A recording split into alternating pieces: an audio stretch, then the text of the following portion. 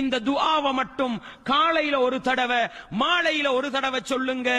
24 மணித்தியாலத்துள்ளுக்கு எந்த செகண்ட்ல மௌத்தா போனாலும் அல்ஹம்துலில்லாஹ் சுவனத்துக்குரிய மனிதனாக மாறலாம். ரசூலுல்லாஹ் சொன்னாங்க, சய்யிதுல் இஸ்திக்ஃபார், சய்யிதுல் இஸ்திக்ஃபார் பாடமாக்கிக்கங்க. அல்லாஹும்ம அன்த ரப்பி லா இலாஹ இல்லா அன்த خلقتني وانا عبدك وانا على عهدك ووعدك ما استطعت اعوذ بك من شر ما صنعت ابوء لك بنعمتك علي وابوء بذنبي فاغفر لي فانه لا يغفر الذنوب الا انت. இந்த துஆக்கு என்ன சிறப்பு தெரியுமா?